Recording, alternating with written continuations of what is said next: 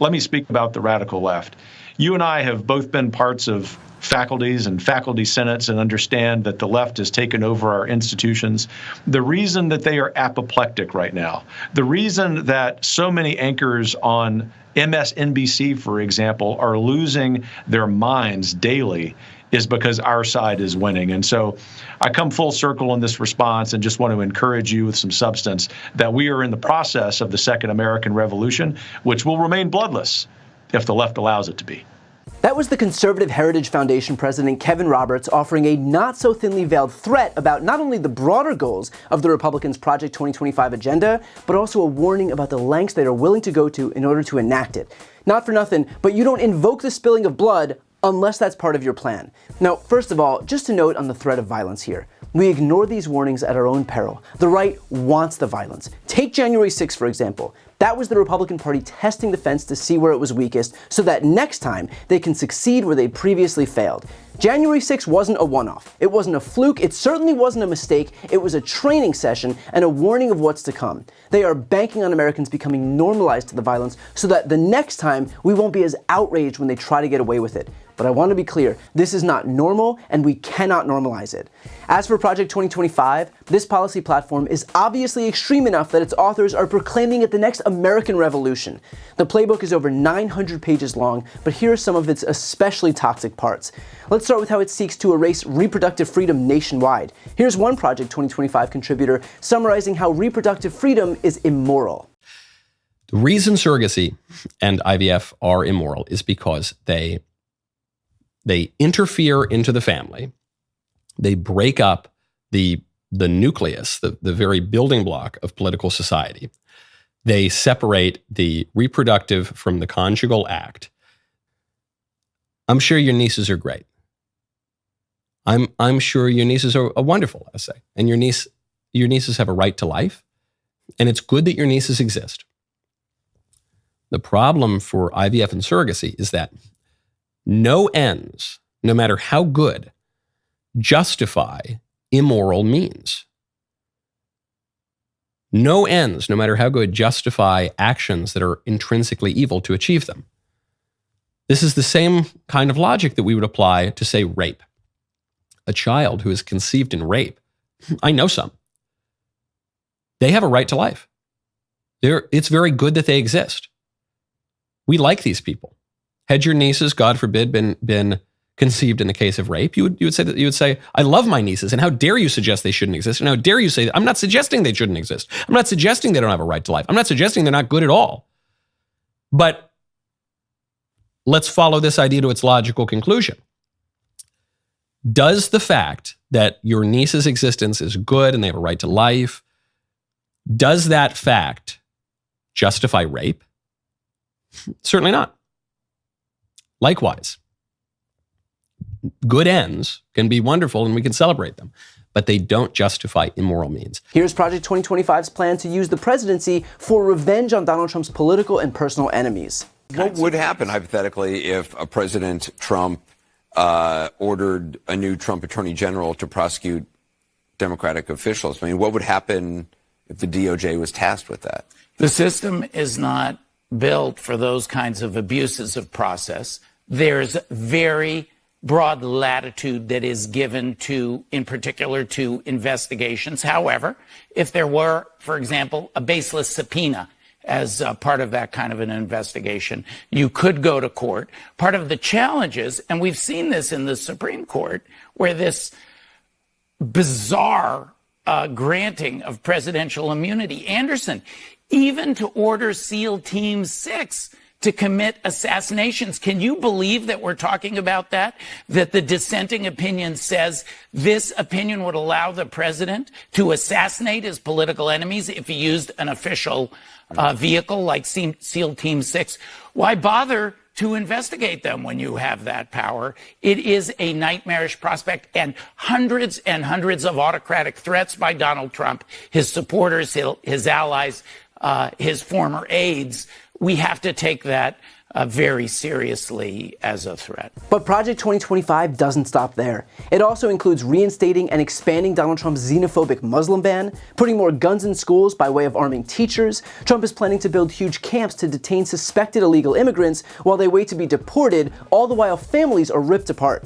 Ending any and all acknowledgement of gender identity and LGBT people. Instead of promoting LGBT equity, Project 2025 calls for the government programs to be replaced by policies that support the formation of straight families, reinstating the ban on patriotic transgender Americans serving in the military, cutting money from school meals, which Project 2025 calls an entitlement program, despite it being the only hot meal for many food insecure children, dismantling the Department of Education and attempting to claw back Joe Biden's student loan forgiveness, eliminating the Early Education Head Start program, rolling back all of the progress we've made on tackling climate change, and frankly, all of this agenda is putting into a more devastating light when you consider the recent Supreme Court ruling regarding presidential immunity. Because now, Donald Trump would have not only the blueprint to move forward, but he would be able to enact that agenda with zero liability if he uses criminal means to do so.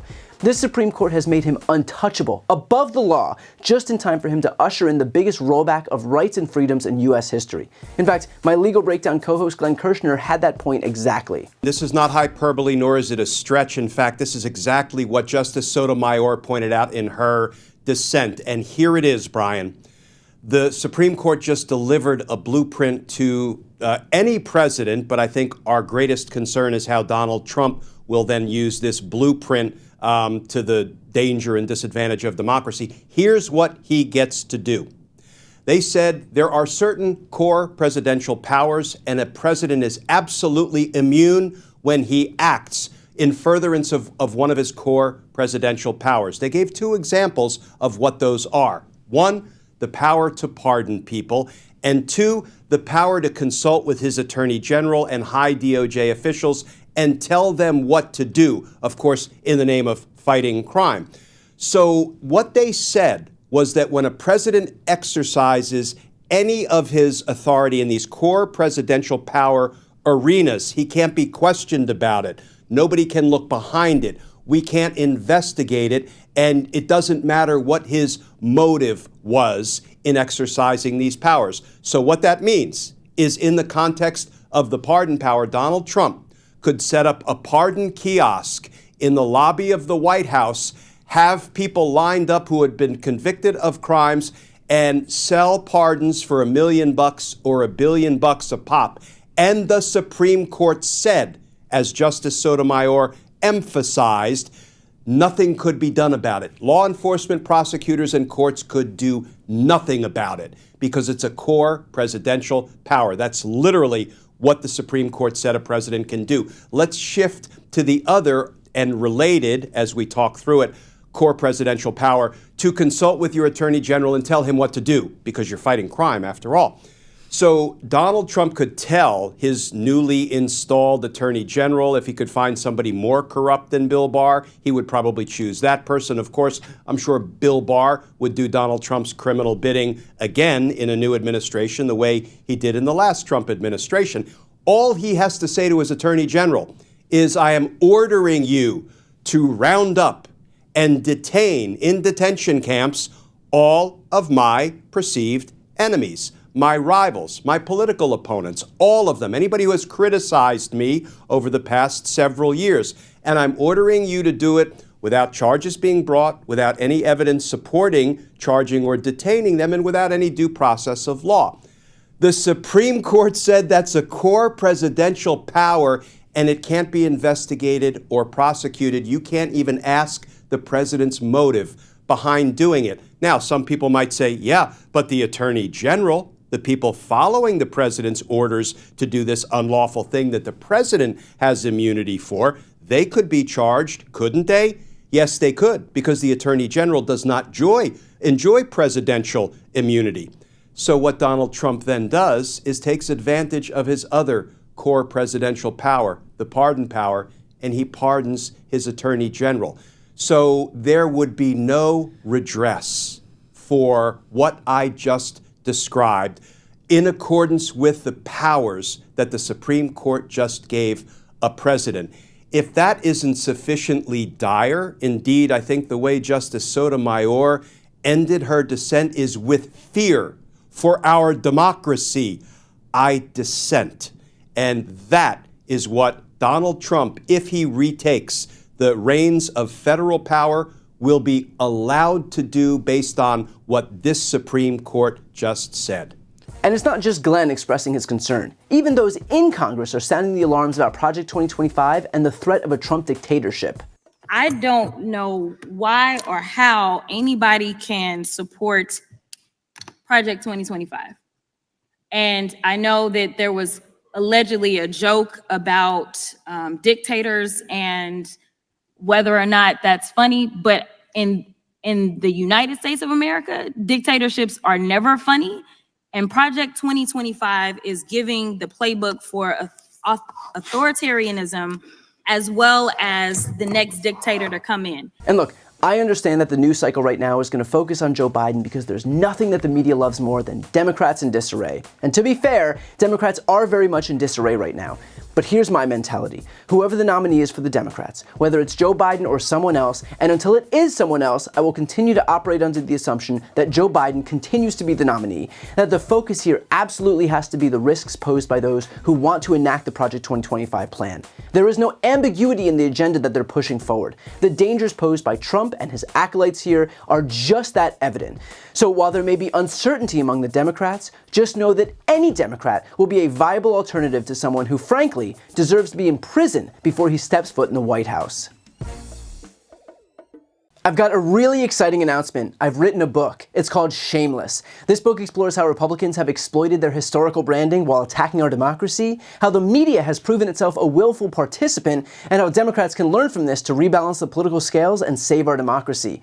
It has been a lifelong dream of mine to write my own book, and so I'd like to ask you to pre-order it by clicking the link right here on the screen. And if you buy within this pre-order period, your book is going to come with a signed nameplate.